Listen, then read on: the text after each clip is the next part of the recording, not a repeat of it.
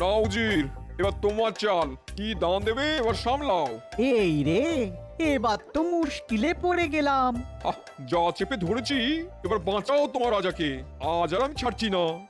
আপনি যা ফাঁদ পেতেছেন তাতে আমার রাজা কেন, কোনো রাজাই ছাড় পাবে না। ভালো বলেছো তো উজির। হ্যাঁ হ্যাঁ হ্যাঁ, তোমারটাকে তো ধরেইছি। এবার কৃষ্ণচন্দ্রের পালা। বেটাকে এমন কামড়ে ধরবো যে একেবারে একেবারে ওই হাঁসফাঁস করে মরবে। খাবেন খাবেন জাহাপনা, খাবেন? আর কয়েকটা তরমুজ খাবেন? এই এই, কে আছিস? নিয়ে আয় আর কটা তরমুজ নবাব বাহাদুরের জন্য নিয়ে আয় তো দেখি। খেলতে খেলতে মন ভরবে আর খেতে খেতে পেট ভরবে। না না উজির, ওই শুধু তরমুজ খেয়ে পেট ভরালে হবে? তবে কি নবাবের আর কিছু খাবার মন হয়েছে? বলুন না কি খাবার আনাবো, বলুন না। আনতে হবে না, ভাবছি আমি যাও কৃষ্ণনগরে। সেখানে গিয়ে এমন বায়না করবো যাতে আমার মনও ভরবে আবার পেটও ভরবে। তার মানে এবারে আবার কৃষ্ণনগরে গিয়ে মহারাজ কৃষ্ণচন্দ্রকে জব্দ করার কথা ভাবছেন? এমন জব্দ করবো যে সে আর টু শব্দটি করতে পারবে না। বুঝেছি। আর তখনই আপনি ওর সর্বস্ব হাতিয়ে ওর মুখে কালি লাগিয়ে দেবেন। একেবারে ঠিক। কৃষ্ণচন্দ্র এমন হাল করব যে ওর মুখও ওই তরমুজের মতন লাল হয়ে যাবে।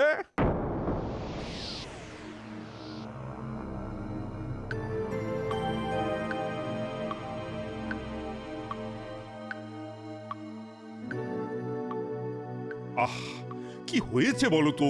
সবাই একেবারে মুখটা বাংলার পাঁচের মতো করে বসে আছো কেন? কি আর করবো মহারাজ, এক জায়গায় বসে থেকে কলকাঠি নেড়ে নেড়ে আমাদের তো শরীরে ঘুম ধরে গেল। যথার্থ বলেছেন মন্ত্রীমশাই, অলসতা অকর্মণ্যস্য কারণ। কেন মন্ত্রী মশাই, এটাই তো বেশ ভালো।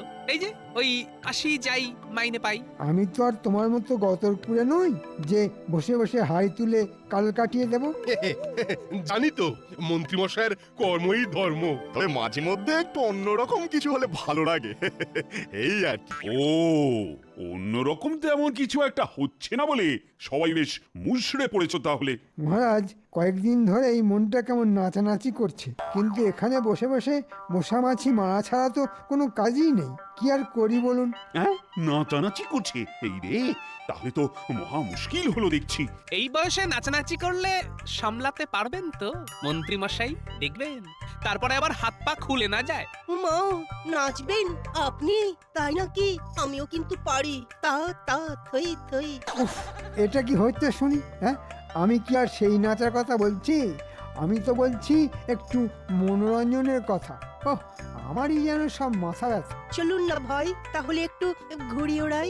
এত কিছু থাকতে শেষে ঘুড়ি, এটা একটু ওই বাড়াবাড়ি হয়ে যাবে না তো? ঘুড়ি ওড়ালে ওই ভুরিদাস গোপাল ওড়াবে, আমিও সব ওড়াউড়িতে নেই। ওহ, আমি তো কিছুই বুঝতে পারছি না। এই শুনলাম নাচানাচি, তারপরেই দেখছি চেঁচামেচি। না না, এসব মন্ত্রী মশাইয়ের মিছিমিছি সভা গরম করার মতলব। এইসব গরম গরম কথা না বলে তাহলে প্রজাদের সবাইকে নিয়ে কিভাবে সুখে স্বাচ্ছন্দ্যে থাকা যায় সেই কথা ভাবো। সাধু প্রস্তাব, সাধু সাধু। প্রজা সেবার কথা শুনে পণ্ডিতের গলা দিয়ে যেন একেবারে মধু ঝরছে। সব কথায় ফুটকাটা গোপালের স্বভাব মহারাজ। নবাবের ফরমান আছে, নবাব স্বয়ং কৃষ্ণনগরে মহারাজের মেহমান হয়ে আসছেন। নবাব ওনার খাতিরদারির পুরো ব্যবস্থা করতে বলেছেন।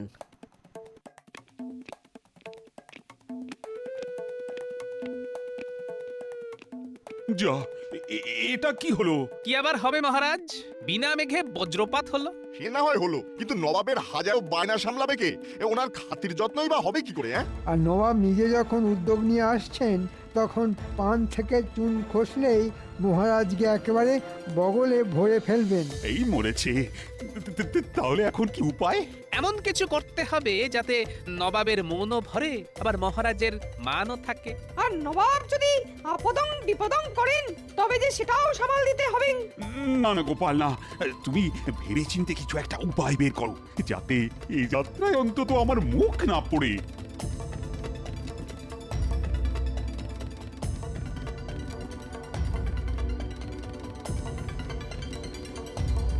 ব্যাপার কি রে, দিনে দুপুরে মুখ গোমড়া করে বসে আছিস যে? কি রে, তোদের মন মেজাজ খারাপ নাকি? বুঝেছি, নিশ্চয়ই কিছু টেঁড়া ব্যাকা করেছিস, তাই বাড়িতে আচ্ছা করে ধমকেছে কি, তাই তো? ও তাহলে তাহলে নির্ঘাত পড়াশোনা শিখাই তুলেছিস বলে পাঠশালা থেকে বিদায় করে দিয়েছে। আরে আরে, আহা, সবাই মিলে যদি থোতা মুখ ভোঁতা করে বসে থাকিস তাহলে আমি কথাটা বলবো কার সঙ্গে? আমরা এখন পড়বো না, পড়াশোনায় আমাদের মন নেই। সারা বছরই তো পড়ি, এখন কোথায় একদিন একটু গড়াগড়ি দেব সেটাও হবে না মনে হচ্ছে। হ্যাঁ, পড়াশোনা বন্ধ? সে কি রে, কেন? কেন আবার? কাল বাদ পড়ছেই তো দল, রঙ্গলা ছেড়ে দিয়ে আমাদের যদি এখন পড়তে বলা হয় তাহলে কি ভালো লাগে তুমি বলো? ওহো, তাহলে তো তোদের দারুণ ফুর্তি করার কথা। কি করে ফুর্তি করব? গ্রামে নাকি সবার সর্দি কাশি হাঁচি হচ্ছে, তাই আমাদেরও ফুর্তি বন্ধ হচ্ছে। ধুর, ভাল লাগে না, আমরা একটু মজা করতে পারবো না। ও, তাই তোদের মুখগুলো ওরকম বেজার। তুমি তো সবই বুঝতে পারছো। হ্যাঁ হ্যাঁ, তা পারছি বটে। তাহলে তুমি আমাদের নিয়ে রং খেলার একটা ব্যবস্থা করো না দাদু। হ্যাঁ দাদু, চলো না আমরা একটা দোল উৎসব করি। ভালো বলেছিস তো তোরা, দোল উৎসব করলে তো মন্দ হয় না। আচ্ছা বেশ, সে না হয় হবে। দোল উৎসব হবে বলছো? আর কিন্তু না বলতে পারবে না। কি মজা, দোল খেলা হবে, কি মজা। কিন্তু একটা কথা, শুধু মজা করলে হবে না, কাজও করতে হবে। তোমার কোনো চিন্তা নেই দাদু, আমরা না সব একেবারে গুছিয়ে করে দেবো। চল, তাহলে তোদের ঠিক কি কি করতে হবে সেটা একবার বলে দিই। কাল একেবারে ন্যাড়া পোড়া দিয়েই উৎসব শুরু হয়ে যাবে, ঠিক আছে? গোপালটা গেল কোথায়? সকাল থেকে গোপালের টিকিরও যে পাত্তা নেই। থাক না মহারাজ, টাক মাথায় আবার টিকি খোঁজাখুঁজি করছেন কেন? ও, খুঁজবো না তাহলে? না না না, তাহলে গোপাল কি বেমালু গায়েব হয়ে যাবে নাকি? আপনি তাকে এমন একটা উপায় খুঁজতে দিয়েছেন যে তাতেই টেকর পিলে একেবারে চমকে গেছে। কিন্তু এখনই প্রয়োজনের সময় গা ঢাকা দিলে তো চলবে না। এখনো আপনি গোপালকে চিনলেন না মহারাজ? এই সব সময়ই তো গোপাল হাতে হাঁড়ি ধরিয়ে হাওয়া হয়ে যায়। না না মহারাজ, আমি খবর পেয়েছি গোপালের, গোপাল আছে। তবে তবে আবার কি? তবে মনে হচ্ছে ওই চাপে পড়ে ওর মাথাটা এবার বিগড়ে গেছে। হ্যাঁ, বলো কি? যার মাথা ঠান্ডা রাখার কথা তার মাথা খারাপ হয়ে গেছে। সে যা হয়েছে ভালোই হয়েছে।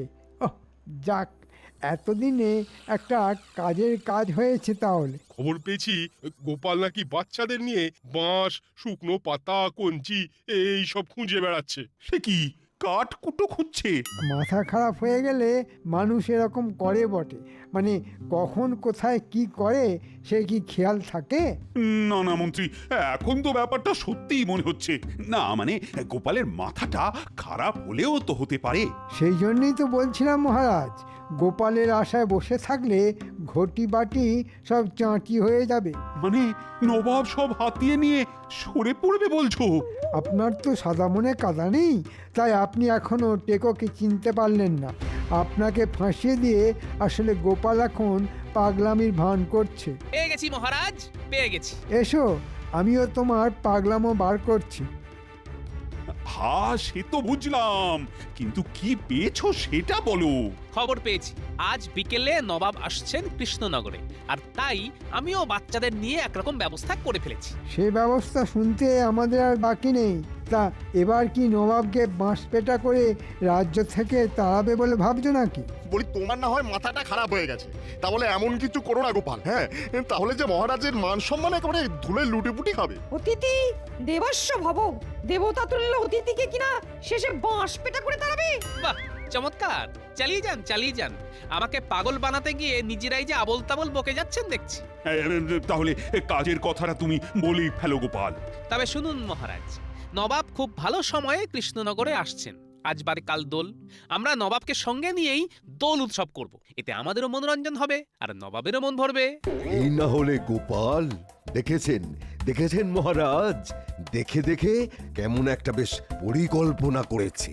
সত্যি গোপাল, এইটা তো আমি আগে ভাবিনি। কি মন্ত্রী, এবার তো তোমার নাচানাচিরও ব্যবস্থা করে দিল গোপাল। হ্যাঁ, এবার এবার কি বলবে? বলা বলির আর কি আছে মহারাজ, যতক্ষণ না শেষ রক্ষা হচ্ছে ততক্ষণ আমি হাসবো না, কাঁদবো না। কিন্তু তুমি নাকি শুনলাম বাঁশকঞ্চি জোগাড় করছিলে, তা সেসব আবার কেন? সে কি মহারাজ, কাল যদি দোল হয় তবে আজ যে ন্যাড়া পোড়া হবে। আহা, আজ আমাদের ন্যাড়া পোড়া, কাল আমাদের দোল, পূর্ণিমাতে চাঁদ উঠেছে, বলো হরি বল।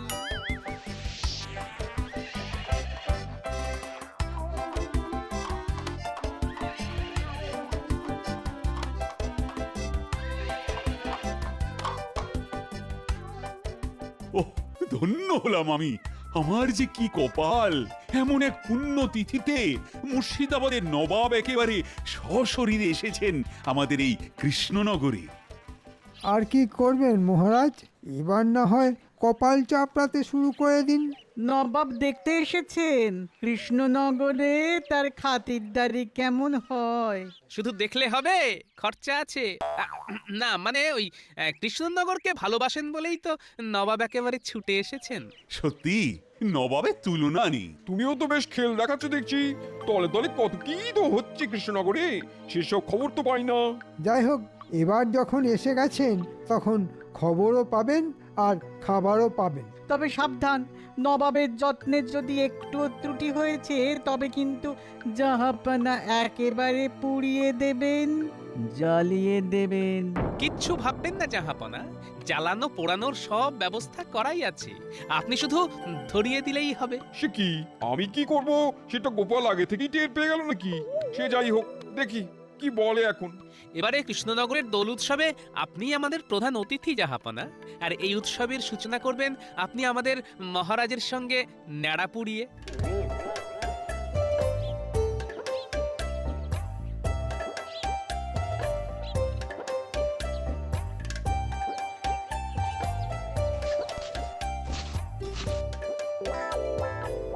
আমাদের নেড়া তৈরি হয়ে গেছে, শুধু পুরানো বাকি। চলে আসুন সবাই। টুক করে একটু ধরিয়ে দিলাই দাউ দাউ করে জ্বলে যাবে। তারপর কাল এই ভূষো কালি দিয়েই দোল খেলা শুরু হবে। ও, বাচ্চারা দেখছি রীতিমতো তেতে উঠেছে। না না না, ওদের আর দেরি করিয়ে লাভ নেই। হ্যাঁ হ্যাঁ, আমিও যখন এসেই গেছি তখন আর দের কিস বাত কি, জ্বালাও মশাল, দেখি ভেলকি।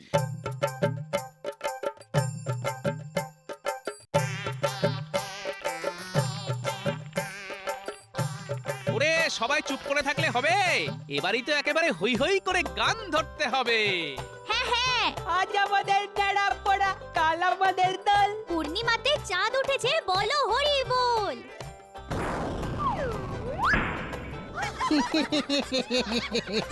এ কি হলো জাহাপনা? হ্যাঁ তাই তো, এটা কি হলো?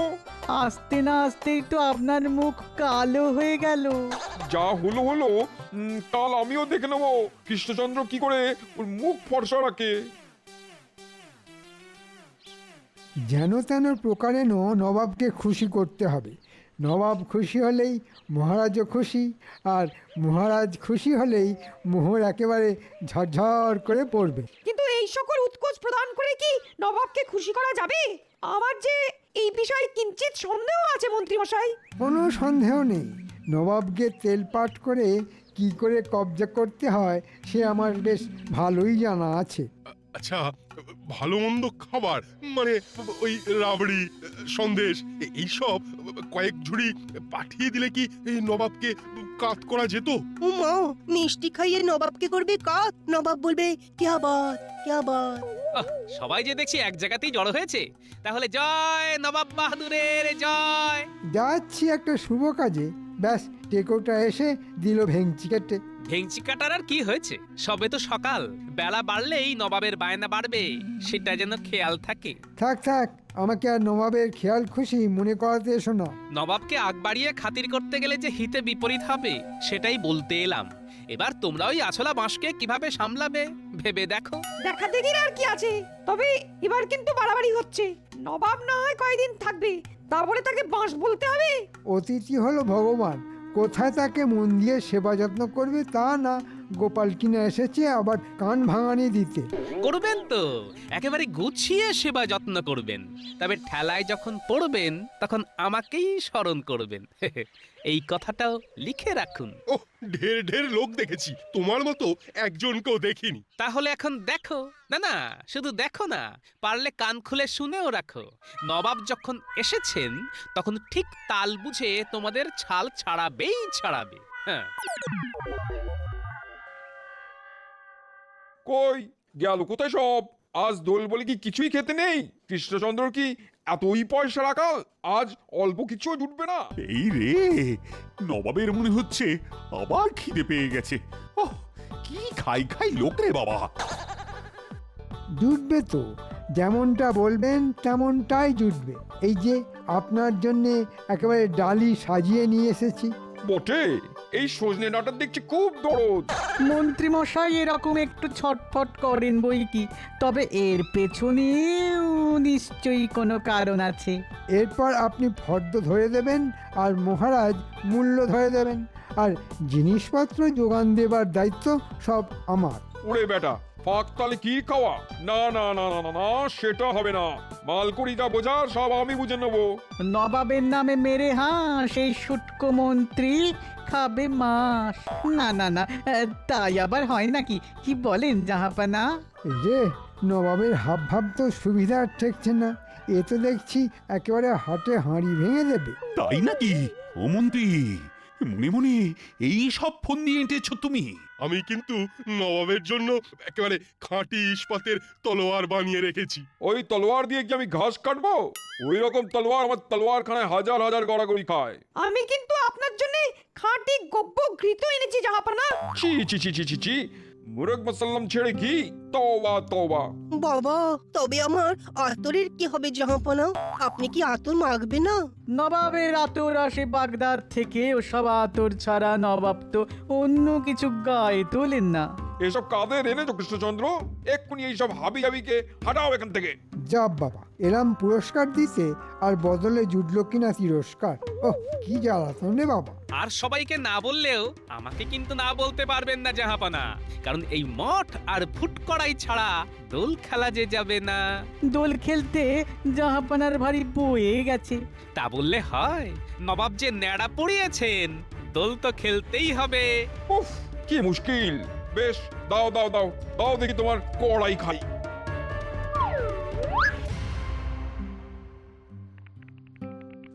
উফ, উরে ওরে ওরে, দাঁতটা গেল রে। উফ, যা গেছে তা যাক, ওই নিয়ে আর হায় হায় করবেন না জাহাপানা।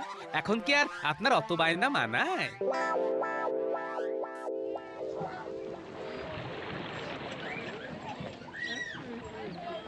আমি কিন্তু একেবারে রং গুলে তৈরি হয়ে গেছি, এলেই একেবারে চুবিয়ে দেবো। তুই জবাবি আর আমি কি দাঁড়িয়ে দাঁড়িয়ে দেখবো? তোরা রং মেখে সং সাজবি আর আমি হাত তালি দেবো। না না না না, এক্ষুনি কিছু শুরু করিস না। তোর জোর যা করেছিস করেছিস, এবার একটু থমকে যা। আগে সবাই আসুক, তারপরে না হয় যেমন বলেছি তেমন ভাবে শুরু করবি। বেশ বেশ, তাই হবে দাদু। আমরা তোমার কথা মতোই কাজ করব, একটু আর নড়চড় হবে না। ওহ, এতক্ষণে বেশ দোল দোল মনে হচ্ছে। আকাশে বাতাসে কেমন যেন একটা রঙের গন্ধ। ঠিক বলেছে মহারাজ, কৃষ্ণনগরে দোল বেশ জাঁকিয়েই হচ্ছে বটে। সত্যি গোপালের ওপর ভরসা করা যায়, কি বলো মন্ত্রী? আপনার তো উঠতে বসতে সব সময় গোপাল আর গোপাল, আমি আর কি বলবো। এই ব্যাপার কি বলতো মন্ত্রী, আজ যেন কেমন তোমায় শুকনো শুকনো দেখাচ্ছে। মা, শুকনো তো লঙ্কা হয়। উহ, বাবা কি ঝাল।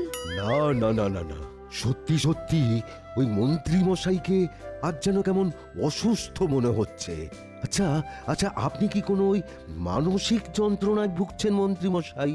তোমাদের আর কি, কিন্তু আমি তো বুঝতে পারছি নবাবের সামনে এবার আমাদের